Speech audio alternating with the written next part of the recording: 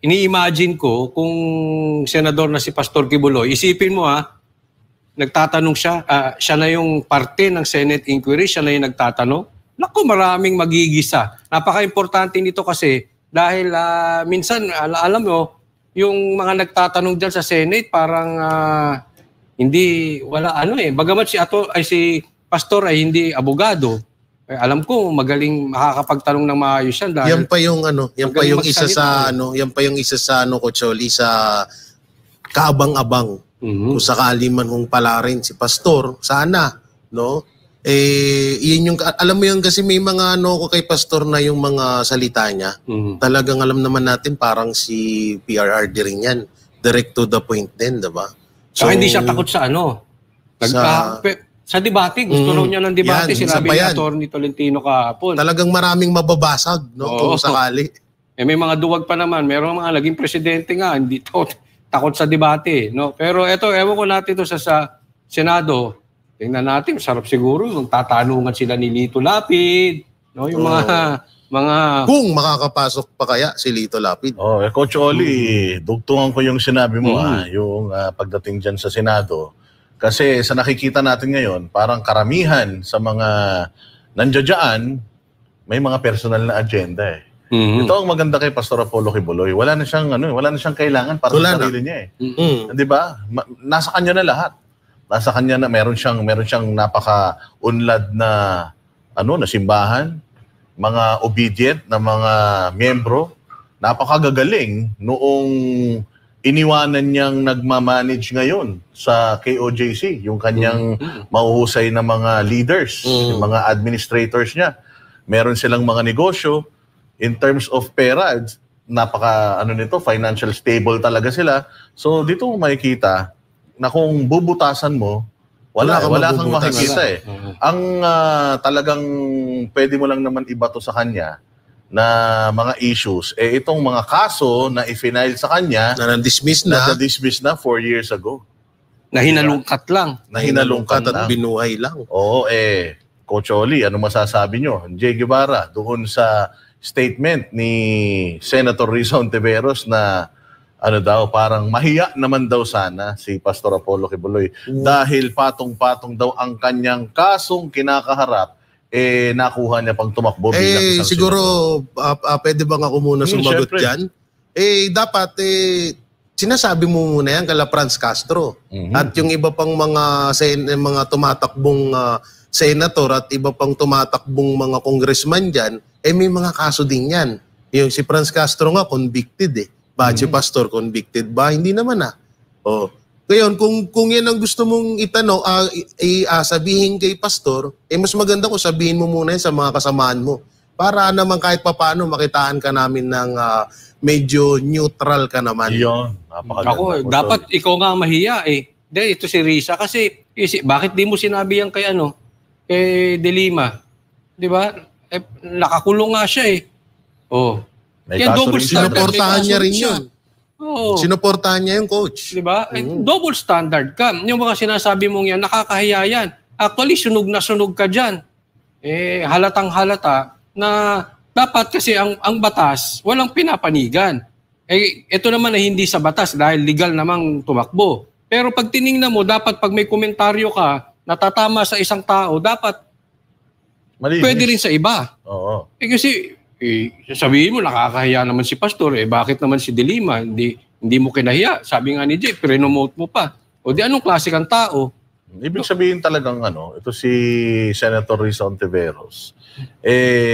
Walang kwenta talaga yung committee hearing niya tungkol dito sa kaso ni Pastor Apollo Kibuloy. Unang-una sa lahat kasi nga hindi siya gitna dapat ikaw pagka nag-conduct ka ng investigasyon, kailangan wala kang pinapanigan.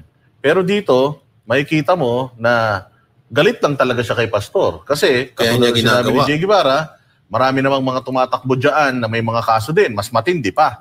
Kasi yung iba, ang mga kaso sa ombudsman, mga korupsyon. Hindi ba? Yung iba dyan, yung tumatakbo nga na mayor sa Albuera Leyte, self-confessed na, na drug lord. Self-confessed. Umamin siya na dati siyang drug lord. At nakulong. At nakulong at tumatakbo pa. Ito pa, yung kanilang testigo na si Bicoy, tumatakbo ring senador yan. Aba. Di ba? Oo, testigo nila yan. Di ba? Yan yung, kung matatandaan ninyo, yung naka-black lang, yung hindi nakikita yung mukha, nagsasalita, at sinasabi na si PRRD ay ganito, ay ganyan, tumatakbo rin ngayon. Napakarami rin ikinakaso sa mamang yun. So, hindi natin na talagang alam kung ano ba talaga to si Risa Ontiveros. Unang-una sa lahat, si Pastor Apollo Kibuloy may resibo. Ikaw, ano na ba ang may pagmamalaki mo? Hindi, baka takot lang yun kung sakali magkasabay sila sa sa Senate. Magkakabakbakan sila dyan. Baka walang masagot to si Risa. But alam naman natin, yung purpose talaga ni Risa, una pa lang yan lang nagpalaki. Wala naman talagang kaso si Pastor na inalungkat lang, nagsimula lang yan doon kila di ba? Kila Eric, tapos napunta na sa SMNI, tapos nagpatawag na siya, di ba? Yun lang. Against lang siya. Nagsimula talaga yan, Coach Oli, doon sa kanyang Senate inquiry. Kasi doon binuhay nung magaling nating DOJ Secretary na kapatid ng kakapanumpalang na DILG Secretary na si dating Governor Remulla, na si Boying Remulla, na binuhay lang yung mga kaso na matagal nang na-dismiss, tapos dinala pa dito, dinagdagan pa. Parang sinabi lang ganito No? Bagamat hindi naman exactly ganito nangyari, parang sinabi, sige itanim mo lang yan, Risa, yung buto na yan, yung Senate hearing na yan para kay Pastor, kami nang bahala. Siya nagtanim ng buto para idiin si Pastor Kibuloy. Tinanim niya, tapos pinalo up ng iba hanggang sa lumaki na ng So alam natin yung karakas na kung galawan ni Risa. Tsaka kahit naman siya, meron din namang ikinakaso sa kanya. Ano yun? Yung witness tampering, remember? Dahil meron siyang yung testigo noon dyan sa Senado na di umano, although available naman yan sa Google, na issue na yan sa kanya before, nung panahon ni PRD, na siya inireklamo for witness tampering dahil nga yung mga testigo na ginagamit nila para pabagsakin ng administrasyon ni PRD before, naging malaking issue na noon. And so on and so forth. Meron pa nga yung ibinabato sa kanyang issue sa PhilHealth. Di ba? Hindi rin po kayo malinis. Pero ito masasabi ko sa inyo, kahit anong kalkal ninyo, wala kayong mahanap na bagahe kay Pastor Apollo Kibuloy bukod dyan sa itinatanim yung mga kaso sa kanya. Pero bago yan, Boss Dada, yung bago natin yung ating guest ngayon, gusto kong mapuna kay Risa lang na takot na siya agad. Takot, siguro alam niya na mananalo si Pastor Kibuloy. Talagang winnable Baka nga mag-number 1 pa yan si Pastor Kasi tandaan natin, hindi lang siya nasasama sa survey. Ngayon, posible na mag-number 1 yan. At ang number 1, alam ko sa mga survey si Erwin Tulfo. Pero magbabago pa yan. Lalo't dinidiin niya si BP Sara. Baka si Pastor pa mag-number 1. Ako, delikado. Sana. Pero nakikita mo naman, kanina lang may nabasa ako sa Facebook, sa social media na kino-question yung COC ni Pastor Apollo Kibuloy dahil daw parang yung partido doon ay idinideny yung pirma. Hindi daw sila ang pumirma doon. Mamaya, din natin yan, kaklaruhin din natin doon sa ating guest dahil giguest natin mamaya yung spokesperson ng COMELEC pero wala pa yata siya ngayon. Kaya lahat i-reserve natin yung mga tanong natin sa kanya tungkol sa yung mga COMELEC issues. Pero yung katulad ng sinasabi mo, medyo kabado yata talaga sila. Kabado sila. Kasi, tinan mo Coach Oli, noong panahon, pumupunta yan kay Pastor Kibuloy, lahat yan. Para lang humingi ng tulong para i-promote or i-endorse sila. Or bigyan sila ng basbas. Imaginein mo, si Pastor Apollo Kibuloy, siya na mismo yun. So yung mga dating lumalapit sa kanya na humihingi ng tulong, yung tulong na kailangan nila kay Pastor, mantakin mo na kay Pastor Apollo Kibuloy na yun. Hindi ba? Oh, so napakarami pa pero babalikan natin yan mamaya. Kasama po natin ngayon si Attorney John Rex Laudianco, spokesperson ng COMELEC. Magandang gabi po sa inyo, sir. Magandang gabi po at magandang gabi din po sa lahat ng ating pong taga-subaybay. Nako po, palagay ko po, masasabi kong ito na po yata yung pinaka maingay, sinasabi na most anticipated na 8 araw ng pagpa-file ng COC. Sir, ano po masasabi niyo doon? Tama nga po kayo, no? Nabalot nga po na medyo fiesta atmosphere at nakakatuwa rin naman po at doon po sa mga filing of COCs namin sa lahat ng venue, naging generally peaceful naman po, maayos, nairaos po ng malulahati ang pagtanggap ng mga COCs at ngayon nga po, simula bukas ay inaasahan na rin namin na lahat ng COCs na tanggap sa iba't ibang panig ng bansa ay darating na po dito po sa COMELEC po sa main office. So compared po noong nakaraang pag-file ng COC noong pong 2021, paano po, kamusta po iyon? Mas okay po ba ngayon? Mas organisado kaysa noong nakaraang filing ng COC? Kasi noong nakaraan kasama ang presidente, ano po? Tama po. No? Nakita po namin na mas maayos po na ilatag ang ating mga panuntunan, mas maayos din napatupad po yung mga bago nating regulasyon, pati rin po yung paglilimita ng pagpasok sa tanggapan namin. Siguro po for purposes of comparison lang, para sa mga senador po ang tinanggap namin as received po ito. Noong 2019 ay umabot sa 153, noong 2022 po umabot sa 176 at ngayon po para sa 2025 elections umabot po sa 184 ang natanggap po namin kabuang mga certificates of candidacy. Para naman po sa party list groups, noong 2019 po ang tinanggap po namin certificates of nomination ay umabot po sa 185. Noong 2022, yan po yung pinakamarami, 270 yung mga tinanggap namin concans at ito pong 2025 medyo bumaba po ng konti, 190 po. Oh, surely. Attorney, may nakapagsabi sa akin, hindi ko lang alam kung totoo, na pwede pang humabol. Kasi halimbawa, bago isip ko, magpa-file ako, pwede pa? Hindi na po, wala na po. Ito nga po yung bagong patakaran ng COMELEC na kung meron man po magbabago isip, sabihin na po natin na mag-withdraw, papahintulutan po yan. Pero yung substitution po niya ay hindi na po papayagan. So pwede po mag-withdraw, maalis sa listahan, pero hindi na po papahintulutang mapalitan dahil po yung merong substitution on account of withdrawal ay hanggang October 8 lamang po pinahintulutan. Okay, pero pwede pa rin magtatanggal yung tinatawag nating mga kino-consider na nuisance candidates? Ay opo, pwede pa po dahil talaga naman kung merong magsasampa ng kaso at mapapatunayan na nuisance candidate ay maalis po yan. Yun din po mga may question sa mga qualification, yung age, yung citizenship, yung residency, yun po pagiging registered voter, yung literacy requirement. Kung merong magsasampa ng petition to cancel COC, ay maaari rin po matanggal po yan kung mapapatunayan na hindi kwalipikado. And lastly, yung po mga napatawan po ng mga disqualification rulings, yung may mga perpetual disqualification, yung may na-adjudge na disqualified na immediately executory, ay maaari pong masampahan ng petition for disqualification kasama na yung mga lalabag pa sa mga batas panghalalan later on.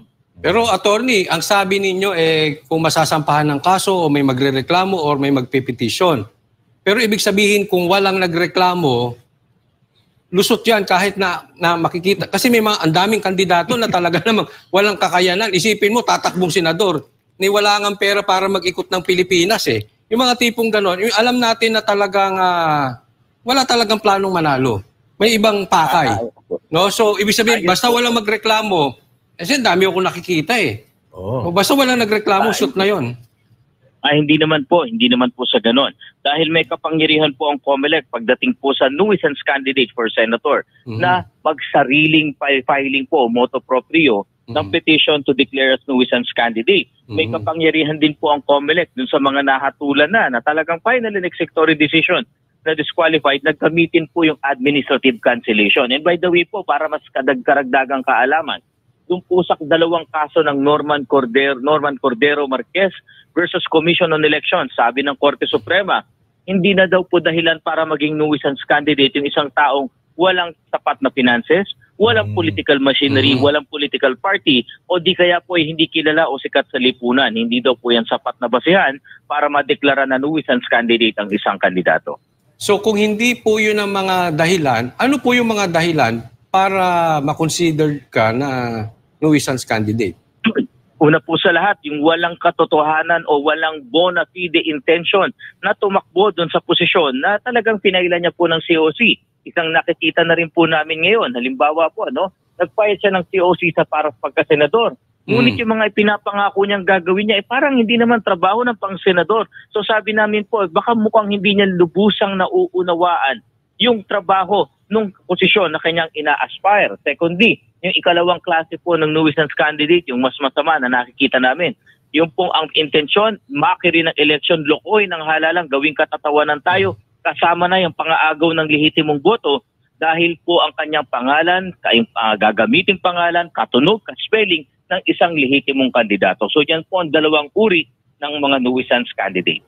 Halimbawa, attorney, yung gusto mo lang makilala, halimbawa may negosyo ka or vlogger ka, gusto mong lumakas yung iyong views. Personal agenda. O, di ba? Kasi pag tumakbo ka nga naman, syempre nakikilala ka may media mileage din 'yan. So, yung ba ay pwede?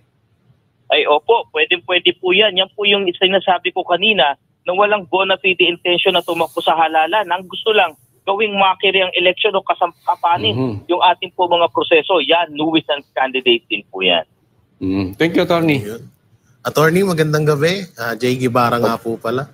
Tanong ko lang, Attorney, ano pong mas, nung nakaraang taon, ano po ba mas maraming tumakbo na bilang senador at congressman? Yung nakaraang taon po ba o ngayon? Kasi parang parang parang sobrang dami na ho ngayon, parang nakakagulat na ultimong vlogger, ultimong parang ang dami na nilang nagkaka-interest na maging senador, maging congressman. Ano po bang mas marami, yung ngayong taon or nung nakaraan? Kung ang pinag-uusapan po natin ngayon yung natanggap ng mga COCs ay pinakamarami po ngayon. Pero tandaan nga po natin, hindi pa po kagad kasi isang bagay po yung magsumite ng COC, isang bagay din po yung pagtanggap ng COMELEC dahil hindi naman po kami pwedeng magtanggi sa pagtanggap. Ministerial po ang duty namin ayon sa Section 76 ng Omnibus Election Code. Pero hindi ibig sabihin na nagsumite ka at tinanggap ng COMELEC ay automatiko lehitimong kandidato ka. Kaya nga po ito yung pagkakataon na sabihin natin may mga proseso, merong mga masasampahan ng kaso at kailangan po itong madesisyon na ng COMELEC. Ayon po kay Chairman Garcia, lahat ng kaso na yan ay dedesisyonan sa division level itong Oktubre. At kung meron pa pong aapela sa pamagitan ng motion for reconsideration, tatapusin nila sa Commission and Bank by November. Nang sa gayon po, by December, hawak na po natin ang isang malinis na final list of candidates at nang sa gayon makapag-imprenta na rin po kami sa balota. Yun. At Attorney, pahabol ko na lang kasi may tanong dito sa live na gaano po daw 100% na sureball ang magiging ngayong taon kaysa listahan. Kailan mo-finalize yung listahan ng mga yung mailalagay na sa balota ng mga yun. So po, gaya nga po ng nasabi ko kanina. Kasi po, ang variable naman po dyan talaga. Dati po, kaya tayo nagtatagal. Yung nagwi-withdraw, tapos biglang may papalit. Nawala na po yan sa bago nating panuntunan.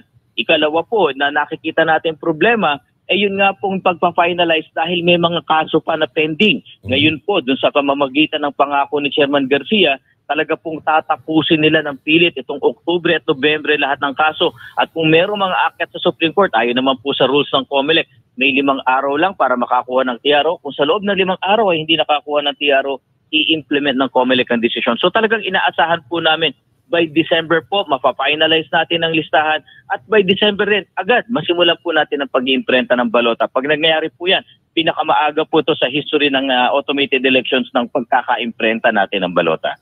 Matanong ko lang din po, Attorney, yung pong mga kandidato natin ngayon, hindi na lang natin papangalanan, pero meron tayong kandidato na questionable yung kanyang citizenship. Paano po natin i-address yun?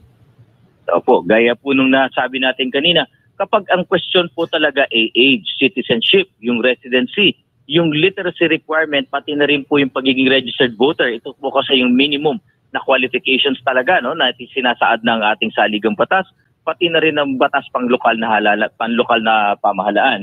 Kailangan pong may magsampa ng kaso. So dalawa po yan, ano? Talagang kung meron pong question dyan, petition to cancel or deny due course sa COC. Ito yung qualification. On the other hand, kung meron naman po talagang nahatulan na disqualified, meron po kasi tayong mga kaso na nagkakaroon penalty ng disqualification. In fact, yung perpetual disqualification to hold public office, kailangan naman po ang isang pa po dyan ay petition for disqualification. So ito po yung dalawang kinakailangan na may magsampa ng kaso. Nang sa gayon, ang COMELEC po sa pagkakataong ito, tumayo bilang korte, mag-establish ng facts sa pamamagitan ng ebidensya at magkaroon ng ruling ng ayon sa batas. So yan po yung ating mga proseso. So ganun din ba yung proseso, attorney, kung halimbawa yung isa namang senatoriable ay nahatulan naman ng guilty sa isang kaso, ganun din po ba ang proseso? Opo, no, kasama rin po yan kasi hanggat hindi nagiging final and executory. Pero ito nga po yung sinasabi ko, yung ika-4 na kapangyarihan ng COMELEC na nakikita namin na parte ng kasong ito. Pagka meron po talagang nahatulan na siya ay perpetually disqualified.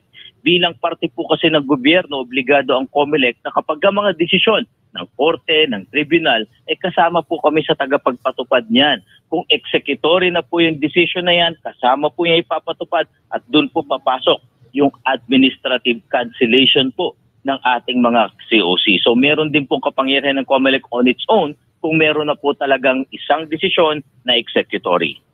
Sir, patungkol naman po doon sa kumakalat ngayon sa social media na tila mo kina-question po yung pag-file ng COC ng butihing pastor Apollo Quiboloy. Meron po yatang kino-question yung partido, yung nakapirma po doon. And pakipaliwanag nga po, ano po yung issue tungkol dyan? No po, ito naman po yung parte ng COMELEC Law Department po na mag-evaluate ng mga ating mga COCs at CONA na tinanggap. Una po, nasa rules din po natin, Resolution 11045, na dapat magsumite ng specimen signatures yung mga political parties na para mapatunayan ng Law Department, authorized ba talaga silang mag-nominate ng mga kandidato. So ganito po yan, kapag ang isang CONA ay tinanggap, later on, ito po, nagsisimula na po sila ngayon, tinitignan po nila, nag-match ba yung specimen signature? Tama ba yung CONA o yung Certificate of Nomination and Acceptance na tinanggap? At kung makikita po na talagang magkaiba o hindi nag-match dun sa yung pumirma, yung pangalan, yung signature, yan po magkakaroon ng question sa CONA. So ano po ang mangyayari kung sakaling dumating sa puntong talagang lumalabas hindi authorized o kaya hindi pirma ng authorized na tao yung nakapirma doon sa CONA? Maari pong maging independent candidate yung kandidato na nagsumite yung CONA na yan. Hindi naman po matatanggal sa listahan, ngunit maari po siyang maging independent candidate. Jay, may tanong ka. Attorney, maidagdag ko lang para lubusong maunawaan ng mga nanonood ngayon sa live. Sino po yung mga na karapat-dapat na magsampa ng kaso or magreklamo doon sa mga nag-file ng COC? At saan magrereklamo? At saan magrereklamo po? Opo, ito po yung ating mga registered voters na maapektuhan po ng posisyon na tinatakbuhan at maaari po itong i-file dito po mismo sa COMELEC main office. Ang tatanggap po niyan ay ang clerk of the commission ng main office po. Yun. Maraming salamat. Mapunta naman po tayo dito sa election na, no? O kailan po ba official na pwedeng mangampanya? At nakikita ko po ngayon sa social media, parang kampanya na Oo. So, paano po ba to? Ano po ba sistema natin dito, attorney? Opo, talagang maituturing po sila bilang kandidato na po, ano? At yung pong mga lahat ng prohibitions, lahat ng regulations ay applicable na sa kanila sa unang araw ng campaign period. Ito po ang sinasabi ng Section 15 ng Republic Act 9369 at ito rin po yung naging desisyon ng ating Supreme Court doon sa Piñera versus COMELEC. So sa ngayon po, yung lahat ng ginagawa nila hindi po mapipigilan ng COMELEC dahil hindi pa po sila saklaw ng anumang batas panghalalan sa isang kadahilanan kasi hindi pa po sila kandidato. Yung po kasing pangangampanya, ang unang elemento niyan ay to vote for or against a candidate, so dapat may kandidato na. So para po sa senators and party list, maituturing po silang kandidato lamang sa February 11, 2025. Yan po yung first day ng campaign period for national positions. Doon naman po sa governor, congressman, pababa hanggang miyembro ng Sangguniang Bayan, March 28, 2025 po, maituturing na po silang kandidato dahil yan yung unang araw ng lokal na kampanyahan po. So ito pong mga nakikita natin na vote for this person sa social media, okay pa po yan ngayon? Opo, hindi naman po sa kinakatigan namin, hindi rin po sa ini-encourage namin, kaya lang sinasabi po namin, hindi pa po sila saklaw ng batas, hindi pa sila mababawalan ng COMELEC dahil wala pa pong kandidato kahit isa sa kanila. Pero yung pag nagpagawa ka na ng tarpaulin, tapos ipinaskill mo na may nakalagay na vote for, wala pa namang numero. May kanta pa. Na may jingle ka na. Nag-ikot ka na ngayon. Nag-ikot ka na. Yan, bawal po ba yan? Kinalulungkot po namin, balik po tayo dun sa unang usapan na kandidato na ba sila. So kahit gawin po nila yan, kahit ano po ang gawin po namin, masakit man sa loob ng COMELEC, dahil gustong-gusto po namin silang pigilan. Pero hindi po mangyayari yan kasi nga po, hindi pa rin sila kandidato. Kahit pa sabihin nila na vote for. Dahil sa mata ng batas, magiging kandidato lang sila sa day 1 ng campaign period. So hindi po yan sa premature campaigning, Opo, kung maamyendahan po yan, meron na pong mga ilang moves na amyendahan yan at sumusuporta po ang COMELEC dahil mas gusto po namin na walang lamangan talaga ang kampanyahan. Dapat sa araw-araw lang ng kampanyahan po magsisimula. Bumalik po natin yung dati nating rule na bawal ang premature campaigning. So tama po ba ang pagkakaintindi ko, sa panahon ngayon, mas maluwag pang mga kampanya kasi wala pang bawal pwede vote bahay-bahay na. Kasi pagka official na yung campaign, may mga bawal na kailangan sumunod na. So ngayon wala pa. Tama po. Pwede pa. Opo, sa ngayon wala pa po, no? So ang sinasabi nga po namin diyan, ginagawa nila ay pagpapakilala dahil yung kampanya po hindi pa nga sila kandidato, hindi pa namin sila technically and legally maituring na nangangampanya. Napakaliwanag niya. Napakaliwanag. Pero eto na, yung panawagan ng mga OFW natin. Nakaready na po ba ang COMELEC sa yung pong absentee voting?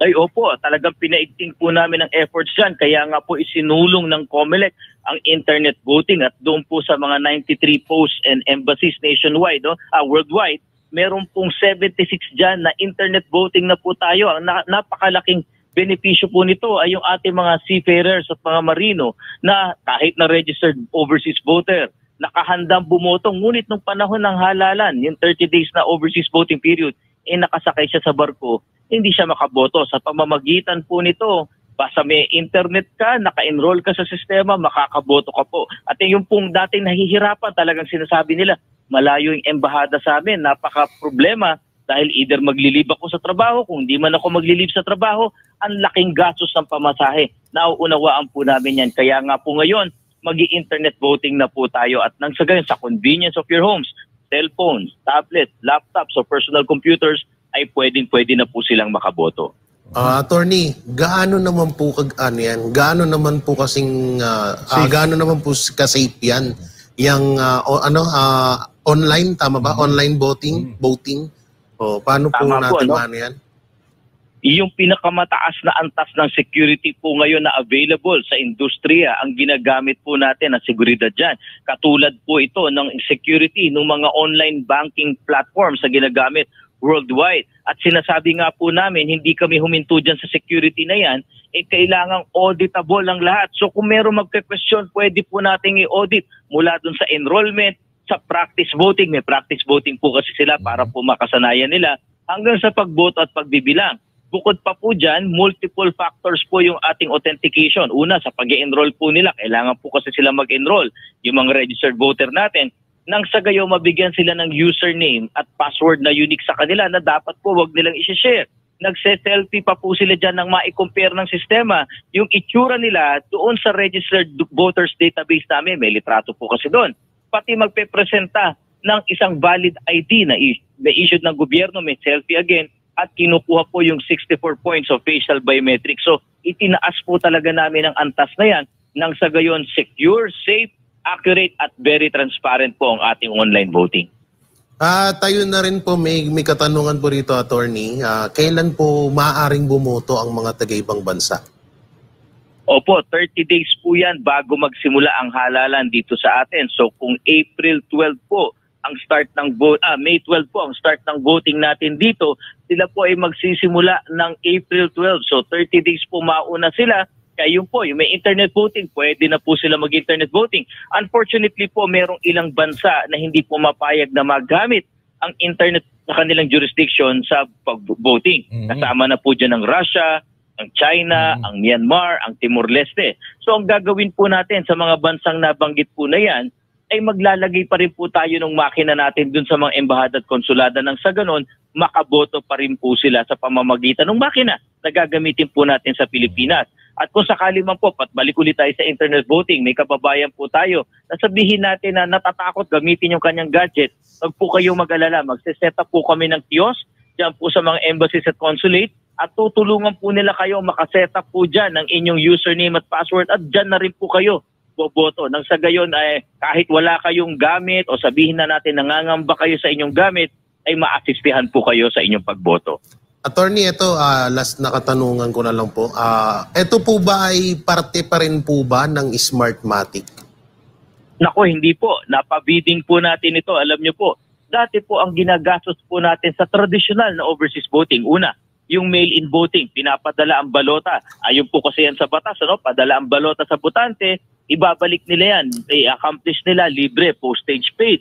Tapos po hindi rin tayo nakakasiguro kung sila nga ba yung bumoboto at malaking bahagdan po niyan. Hindi na nga bumabalik talaga sa embahada at konsulada.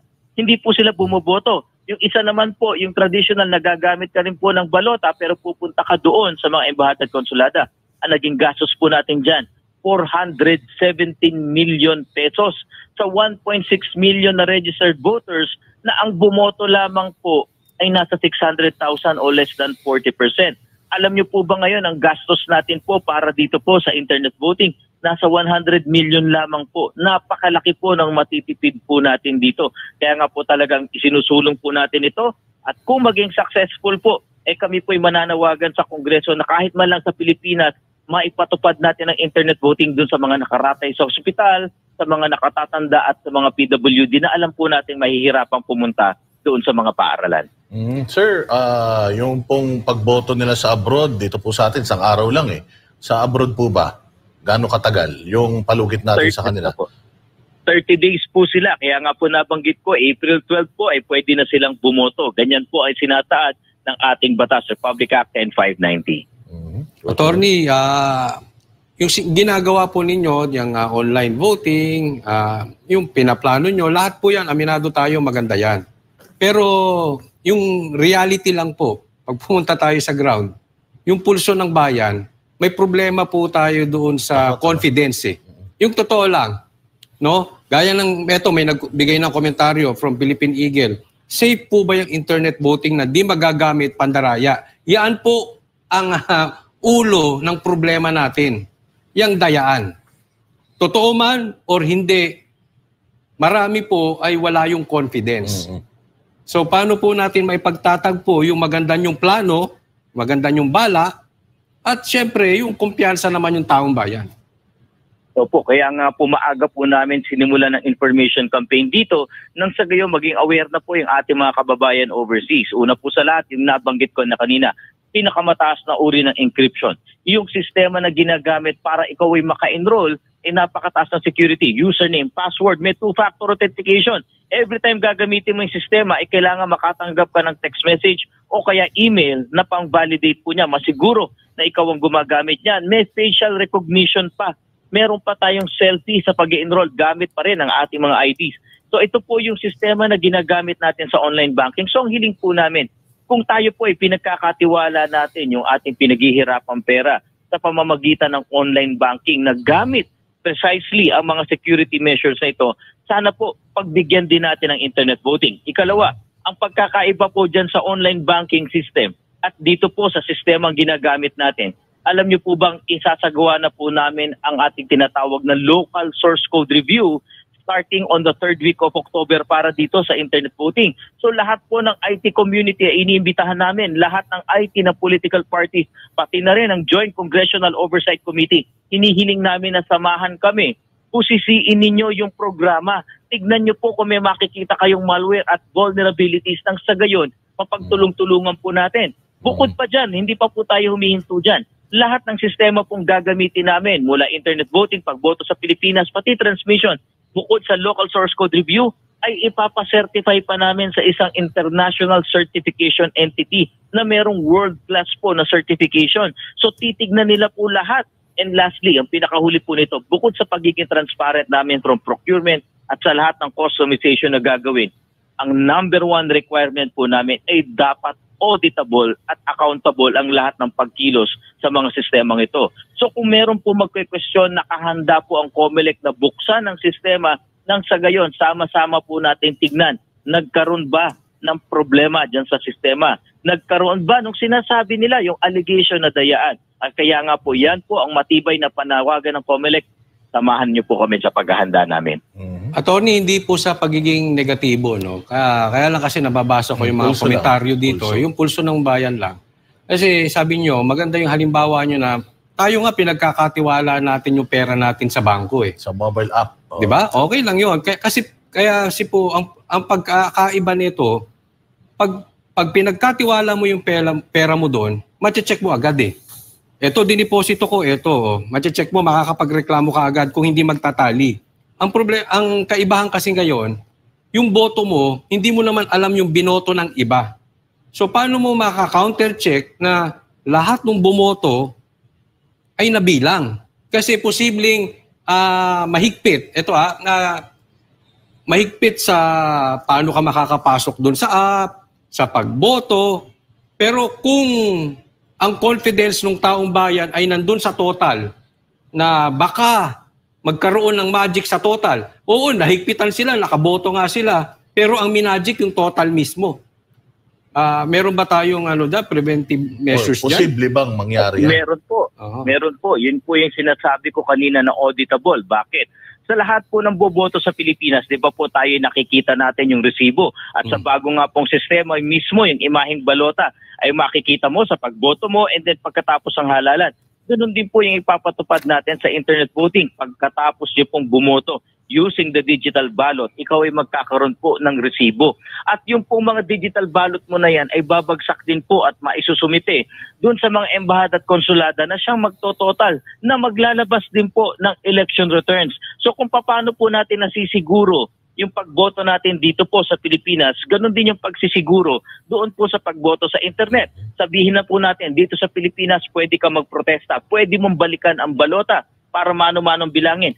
Ganun din po ang pamamaraan para sa internet voting dahil may digital ballot dyan na merong digital receipt na pwede nating i-audit, i-revise at i-recount. Yung po tawag po kasi doon revision po ng resulta. Titignan nila, titignan muli, revise, revision. Titignan po muli natin, tama ba yung bilang ng sistema doon mula sa balota hanggang sa makapunta doon sa election return. Attorney, kaya pala, kasi may tanong po dito from Philippine Eagle, bakit ba 30 days ang online voting? Ang haba naman. Yan. Ano po ba yung ano? Ano po ba yung inyong basihan? Bakit ginawa nating ganito kahaba? Nasa batas po natin po sa overseas voting law, yung unang-una, yung isang una natin na Overseas Absentee Voting Law na ni-revise po ng Overseas Voting Act, Republic Act 10590. Ganun kasimple lang po ang sagot, nasa batas po. So, thank you, attorney. Ako, siguro final question na sa akin. Yung kasi nababanggit niyo yung information campaign. Ano po ba ito? Video po ba ito? Ano po klaseng information campaign po ito, sir?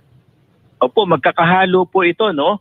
Sa ngayon po, ang aming po mga tauhan kasama ng taga-Department of Foreign Affairs, taga-embassies at consulate, ay tinitipon-tipon na po yung ating Filipino community. Pati na rin yung mga taga-DFA na sisilbi bilang Special Electoral Boards.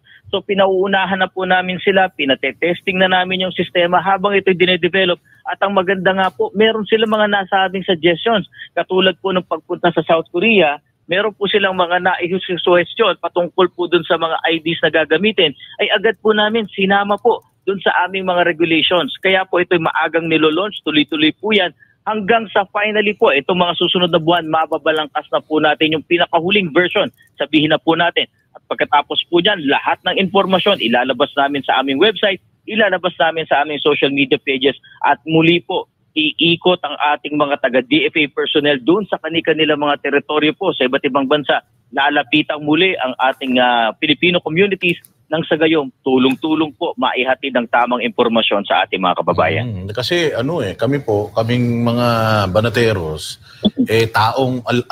taong social media kami. Nakatutok kami sa mga YouTube and Facebook, pati mga Instagram, Twitter. Ako po, wala pa po ako nakikitang kahit isang mga information campaign. Although sinasabi niyo naman na ginagawa yun sa ibang bansa, pero wala pa po ako nakikitang mga information campaign patungkol sa darating na eleksyon. Lalong-lalo na itong mga absentee voting natin, itong mga online voting ng mga OFW natin. Kasi tinatanong din po natin dito yung ating mga OFW, mukhang wala rin silang alam at wala silang mga napapanood pang mga info campaign or mga ads.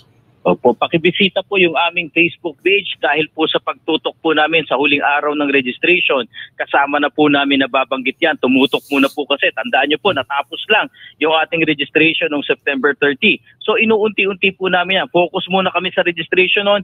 Ngayon, nag-focus po kami sa COC filing at makikita nyo naman po ang efforts naman namin ngayon tungkol doon sa mga sistema mula sa local source code review, mula sa international certification at pag natapos na po kami ng customization, yung actual ng paggamit ng ating mga sistema kasama na yung actual na step by step ng pagboto ang makikita nyo po. Alam nyo po kasi pag pinagsabay-sabay nyo po yan ganito kaaga, maari pong mahati natin ang ating atensyon ng ating mga kababayan. Hindi ba dapat talaga katulad nun, masighi po ang kaming campaign, rehistro tayo.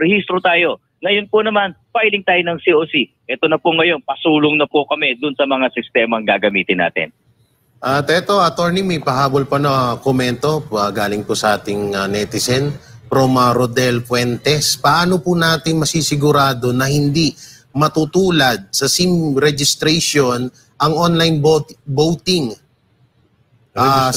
Registration, simple na lang po yung may nakalusot. Hindi sa unggoy. Sa lahat napakalaking pagkakaiba dahil yung sa SIM registration po, walang database yan. Yung amin pong gagamiting internet voting, kilala na po namin, may litrato, may fingerprint at may pirma yung makikibahagi sa internet voting. At pag nag-enroll po sila, kailangan nilang mag-selfie, muli gamit ang isang identification card at maikukumpara po namin kung sila ba talaga yung aming registered voter. So yun po yung napakalaking pagkakaiba nito. Meron na po kaming data. At pagkatapos nun, tsaka lang namin sila i-enroll at bibigyan ng username at password. At tuwing gagamitin po nila yung sistema dahil may trial period po yan para makasanayan. Kasama po ito doon sa information campaign na para matutunan ng ating kababayan ay naire-record po sa sistema namin yung paggamit dahil ino-authenticate sila. It's either, ito po, sa nakasubok na doon sa bagong feature ng Facebook. Di ba po pag na-log out kayo ngayon at magla-login kayo gamit ang ibang gadget, kailangan makatanggap kayo ng text kung saan sinesend po yung one-time PIN o OTP. Ganyan din po yung sistema natin at may pamimilian pa sila whether cellphone yung gagamitin nila at kung wala naman po sila pong tinatawag na line doon sa ibang bansa ay pwede pong gamitin ng email. Ganon din naman po yung sa Google na nakikita natin. So napakaraming pa pagkakaiba po at malayong-malayo sa SIM card registration yung ating sistema. Yun, Tori, napakaganda pala niyan. Pero siguro mas maganda, attorney, kung yan ang i-adapt ng PhilHealth at DICT. Kasi palagi ho silang nahahack po yun Diba? Nabalitaan po natin sa ibang mga mainstream media at sa mga na nahahack po yung mga nila, mga tinatawag na... Actually, Jay, yan talaga yung takot ng mga netizen natin dito na baka... So Comelec pala ang sagot para sa dapat pala yung attorney, model ng Comelec, Oo, yung yan ang i-adapt ng PhilHealth yung nyo dahil napaka-secure po pala niyan. Opo, kasi po nung binabalangkas po ang terms of reference ng sistemang ito, hindi naman po nag-imbento lang ang Comelec. Tinignan po namin yung best practices sa buong mundo hanggang dumating po doon sa nagpa-public bidding tayo na kailangan patunayan nila na yung sistema nila ay nagamit ng maayos, accurately, walang problema sa hacking sa eleksyon sa ibang bansa. Ganun po kahigpit yung naging procurement process natin dito. At kailangan patunayan nila lahat yan. Hindi lang yung nagamit, kundi naging stable, secure at safe yung sistema. So yun po ang inaasahan po natin na dagdag na assurance sa ating mga kababayan. And besides, yung ating naman pong local na inisyatibo, yung sabi nga po namin, wala sa ibang bansa nito, yung local source code review, yung pong international certification na tayo po nasa batas po kasi natin yan, kaya ginagawa po natin. Yun, thank you, Attorney. Attorney, lubos-lubusin na ho namin ha. Marami hong nagtatanong sa comment section, yung voters ID po ba? Kailan po ba daw yun?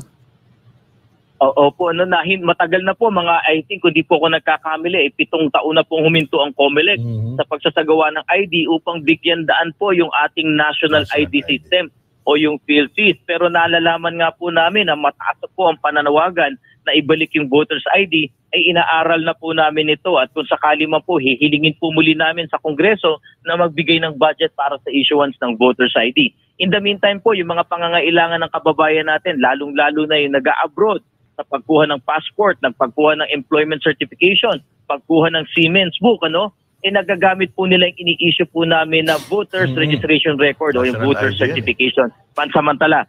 And by the way po, libre na po namin ini-issue yan. Wala pong bayad ng pag-issue natin yan. Tulong na po sa ating mga kababayan. Napakaganda. Ayan, Barateros, anong may dadagdag nyo? Yun lang sa akin, Coach Oli, meron ka pa bang dagdag? Yung party list. Ano yan? Ano party list? Sa party list? hindi kasi marami nagagamit yung party list no? Okay. Oo nga pala. Ayun na, kailangan talagang may magreklamo. Again, Attorney John Rex Laudianco, spokesperson ng COMELEC. Maraming salamat po sa inyo at congratulations po sa smooth na yung COC filing na naganap just recently. Thank you very much, Maraming sir. Salamat po. Isang karangalan po makasama ang Banateros. Mabuhay and God bless. Thank you, Attorney. Salamat, sir. Yung party list kaya, hindi totoo yan Hindi ko nilalahat. Meron kasi mga matitinong party list. Meron yung nakakalusot Talagang ginagamit lang yung pangalan, tapos, ayun. Ginigipit na si Sarah. Bagamat huli, natin itong balita, singit natin para masaya. So, susuriin na ng Commission on Elections or COMELEC ang mga naisumiting certificates of candidacies at certificate of nomination and acceptance o CONA matapos ang 8 araw na inilaan ng komisyon para sa pasahan ng kandidatura para sa 2025 national and local elections. Si Margot Gonzales magbabalita.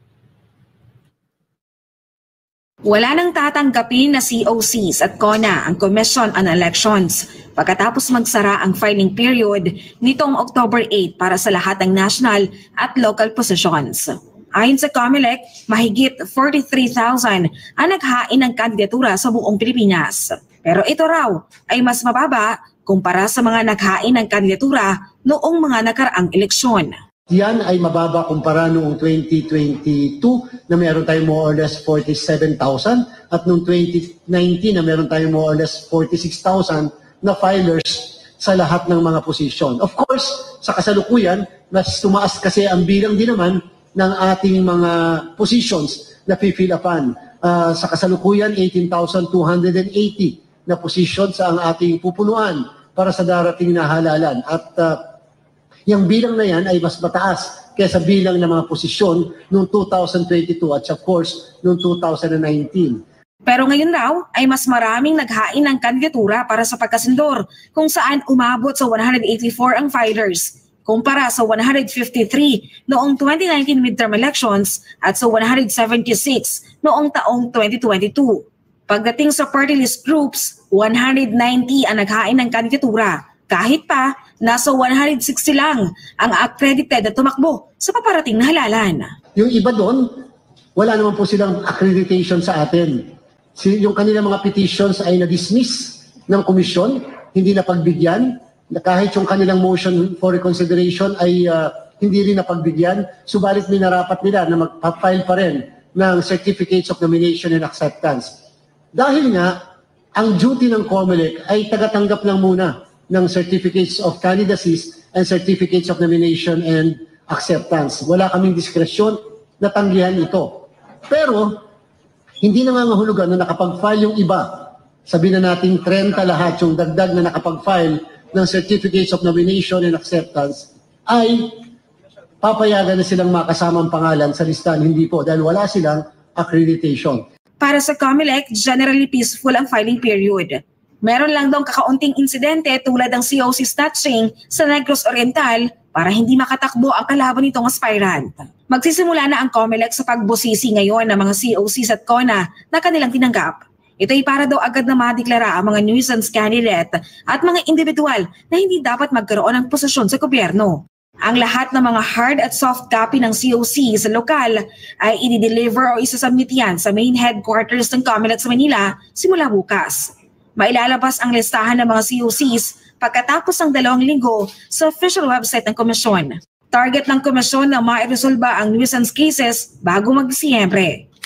Samantala, wala namang nakikitang problema ang COMELEC sa inihaing COC at CONA ng senatorial aspirant na si Pastor Apollo C. Quiboloy sa ilalim ng Workers and Peasants Party o WPP. Ayon kay Chairman Garcia, ang CONA ni Pastor Apollo ay nilagdaan ng authorized signatory ng isang paksyon ng WPP na Tolentino Wing sa pamamagitan ni Mark Christopher Tolentino. Ang gagawin ngayon ng COMELEC ay re-resolbahin kung saan sa 2 paksyon ng partido ang lehitimong WPP kung saan ang isang paksyon nito na Arias Wing ay tinangging nilagdaan nila ang kandidatura ni Pastor Apollo. Nakapagsumite na rin ang 2 paksyon ng dokumento na sila ay authorized signatory. Kung hindi man ang Tolentino Wing ang idideklarang lehitimo ng komisyon, ay maidideklara lamang na independent candidate si Pastor Apollo at hindi ito ground para sa kanselasyon ng kanyang COC. Isinasantabi din ni Garcia ang issue ng perjury o pagsisinungaling sa sinumiting CONA ni Pastor Apollo. Di rin anya ground for cancellation kung ang issue ay dahil lamang sa kanyang CONA. Kung ang problema lang naman ay CONA, I doubt po preliminarily kung yan ay magiging basihan ng pagkakancel ng candidacy. Sapagkat parang ikinasal din po yan. Yung ikinakasal, naniniwala kayo nagkasal sa inyo ay merong authority to solemnize marriage. Yung pala wala. Hindi naman pala tunay na pare. Hindi naman pala tunay na ministro. Nagkasal sa inyo. Ang paniniwala nyo ay tunay sila. Ang sabi ng batas, ang kasal ay valid. Pero pwedeng kasuhan yung nagkasal. Siyempre sa paniniwala nyo may authority siya. Ganon din po naman minsan sa isang kandidato. Kumuha ka ng CONA ng isang political party. Ang paniniwala mo, otorisado yung mismong nag-issue sa'yo ng CONA. Yung pala naman ay hindi. Sapagkat official nga siya ng partido, hindi naman sinabit ang kanyang pangalan bilang official signatory. Hindi pala siya nakalagay sa amin. Ang may final say kung sino official signatory kami. Alisin na muna natin yung issue ng perjury sapagkat lumalabas. Kung ako yung nag-file ng candidacy, may basihan naman pala yung aking CONA sapagkat may nagbigay ng mismong nasubmit naman pala sa COMELEC on time na nasubmit. So, kung sino sa 2 grupo, tsaka namin i-resolve later. Para sa Diyos at Pilipinas Kumahal, Margaret Gonzalez, SMNI News. Yun, klarong-klaro. Talagang Ito mga to, congratulations sa COMELEC. Halatang halata, no? Triggered sila kay Pastor Quiboloy. Isipin mo, sa dami na nag-file, natatakbo ng Senado, si Pastor Quiboloy ang binabanatan agad. Kaya nga, simula pa lang. Meron pang isang kandidato nung tinanong anong plataforma niya, ang sagot niya, secret, pag nanalo na lang daw siya. Meron pang ganon. Meron pang isang kandidato na kapag nanalo daw siya, pipigilan niya yung bagyo sa dagat pa lang. Ibang klase, pero ano yun walang problema sila doon. Tapos nag-number 1 si Pastor, no? Yung isa naman, magpapa-Only Rice. Magpapa-Only Rice sa party list naman to. Magpapa-Only Rice daw. Isipin mo si Pastor, halatang halata kayo. Takot na takot kayo, ha? Saka diamak na mas maraming tumakbo daw ngayon kaysa noon. Katulad din yan ng ng mga Duterte. Hindi pa sa sobrang kaba nila, yung pagpunta ni PRD kahapon dito sa Maynila, kumalat yung issue. Na nag-pull out daw siya or nag-withdraw siya ng kanyang kandidatura sa pagka-mayor at tatakbo daw siya ng senador. Yun yung mga umiikot na balita kahapon. Diyos mio, talaga naman. Dito mo talaga malalaman na daming chismoso. Talagang pagdating sa mga Duterte. Pati kay Pastor Apollo Quiboloy. Sila. Talagang lahat ng paraan gagawin talaga nila. Pero sa bagay, pag hitik ang bunga, binabato. Kaya this early, binabanatan agad si Pastor Quiboloy. Kasi posible yung mga nag-e-expect ng boto, iboboto nila ang mga Duterte, tulad ni Mayor Baste at ni PRRD or ni Pulong, sa Senado, posibleng yan ay makukuha ni Pastor Kibuloy eh. Kaya triggered sila. At, yan nga, medyo critical ito dahil pasok yan. Baka pumasok pa yan sa number 1, 1 to 3, no? Jay, yung ano naman, pagdating kay Nograles, Carlo Nograles versus PRD, tapos si Pulong versus itong si Migs. Balita ko, di ba, yung Migs tatakbo supposed din ng mayor. Tapos nagkapalitata yung kapatid. Na, no? Oo, ano kaya to? Ano mga tiga Davao, wag na kayong dumampot ng isang bato para ipukpok sa ulo nyo. Ha? Kasi wala ka nang hahanapin sa Davao eh. Kung tayo ng tiga Maynila, ako tiga Taguig ako, pag pupunta ako ng Davao, sana ganito sa amin, sana ganito sa lugar namin. Tapos kukuha kayo ng bato na ipupukpok nyo sa ulo nyo, huwag nyo nang gawin yun. Kung ano yung nagpaganda at nag-ayos ng lugar nyo, yun na yun. Huwag nyo nang palitan. Huwag nyo nang hangarin na may mas aangat pa sa ginawa ng mga Duterte dyan sa Davao. Dahil wala na hong ibang gagawa niyan. At Nograles, try and try until sorry. Marami naman yun. Pero hindi, totoo yan, Coach Oli. Ano? Kasi tinan mo buong Pilipinas ang nangangarap na makabalik ang Pangulong Duterte sa actually, senador nga lang, pero gusto ng mga yan, Pangulo gusto nga i-extend yung dating termino niya Nagkaroon pa nga ng salamat PRRD. Di ba? Na talagang iniyakan ng mga umattend doon dahil nga iiwan na tayo ni PRRD dahil aalis na siya bilang presidente. So mantakin mo, napakapalad talaga ng Davao. Kaya nga. Di ba? Napakaswerte ng Davao na yung future ninyo napakalinaw. Samantalang yung ibang mga syudad dito sa Pilipinas, hindi natin alam kung anong mangyayari. Katulad dyan, sa BARM, nagkakagulo ngayon.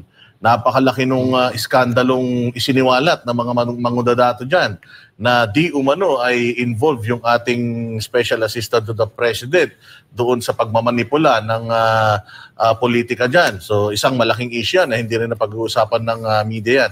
Then dito naman po sa Davao, Duterte yan Napaganda niyan Pilipinas Yan pa kayang probinsya ninyo. Tsaka Nograles, kilalang mga traidor ang mga ito Kasi kita mo naman, itong Migs Nograles na dating tinulungan ng mga Duterte, tinulungan ng SMNI. Anong ginawa sa SMNI? Siya pa yung nanguna doon sa pagpapakansila ng prangkisa ng SMNI. So yan ang brand ng mga Nograles na politika. Talagang mga malaanay na kahit na anong ipakita mong maganda, para lang sa pansariling kapakanan. Sabi nga nila, ang ahas, kahit alagaan mo, mula maliit hanggang malaki, tutuklawin ka niyan. Kasi yun ang nature niyan Coach Oli. Imposible yan. Imposibleng matalo ang Duterte dyan. Sabi nga ni... Kala ko imposibleng manuklaw Hindi. Imposibleng matalo Duterte sa Davao. Davao pa. Sabi nga ni PRRD, anong pakinabang nyo sa akin? Umalis na lang kayo dito. Kasi mananalo si PRRD. Kahit hindi mangampanya si PRRD bilang mayor dyan sa Davao, panalo yan sigurado. Kahit nga ikampanya sarili niya na wag nyo ako iboto. Davao, pagod na ako, matanda na ako, wag nyo ako iboto. Iboboto pa rin yan Siguradong panalo yan si PRRD. Pero meron akong tanong, nabasa ko dito, komentaryo ni Trisha. Pulong versus Ilong. Sino ba kalaban ni Pulong? Grabe naman si Trisha. Baka sakaling kunin. Sino ba yung Ilong na yun?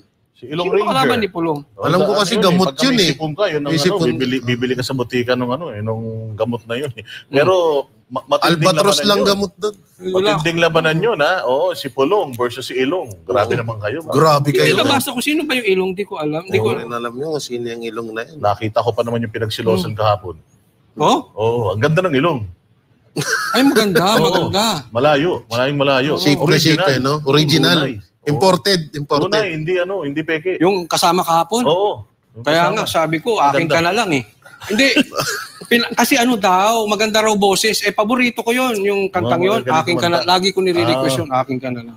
Yan ang sitwasyon dyan sa Davao. At syempre, katulad ng ating sinasabi, gusto nyo ba ng kasing ganda ng Davao? Gusto nyo ba ng kasing ayos ng Davao? O sino ba ang tumulong kay PRD para mapaganda ang Davao? Siyempre, si Pastor.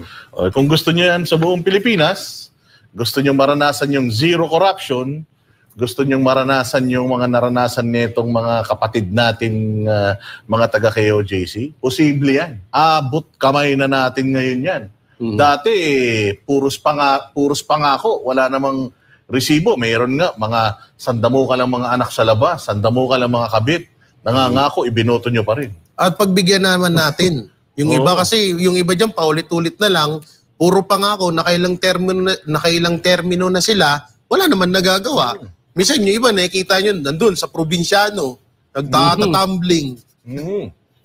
Boto natin si Pastor. Naman. Ito, may resibo. Oo, may ginawa. Diba? May ginawa, may nagawa. May resibo. Oo, at syempre talagang kailangan ng Pilipinas yan, Coach Oli, di ba? Kailangan natin yan, ng mga matitino. Kasi sabi nga nila, it has to start somewhere. It has to start with someone.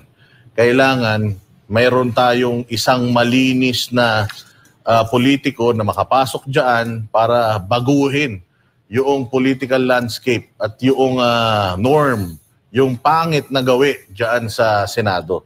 Sinakita natin, marami tayong mga inaasahang mga politiko na nung nanalo bilang mga senador, binago sila nung politika. Sana magkaroon naman tayo nung politiko na siya naman yung magbabago sa kalakaran ng politika. At Boss Dada, may singit ko lang, partida ha. Yung nakikita nyo sa video niyan, dati pa ho yan. At dati pa naman, tumutulong na ang KOJC or si Pastor Apollo Kibuloy. So what if na lang, na kapag naging senator pa si Pastor? Hindi lang siya basta tutulong, gagawa siya ng mga panukalang batas na makakatulong hindi lang sa KOJC, sa lahat ng mga religious denominations sa Pilipinas, lahat ng mga simbahan, lahat ng Pilipino. Walang pinipili. Si Pastor Apollo Kibuloy walang pinipili. Eskwelahan na nga lang niya, Coach Oli. 80% ng mga nag-aaral sa Jose Maria College, hindi nila kaanib. Parang si Pastor ang magiging boses ng iba't ibang mga relihiyon dito sa... Pati mga indigenous people, mga IPs. Kasi ngayon may nabalitaan na may isang relihiyon sa Mindanao na ginigipit din.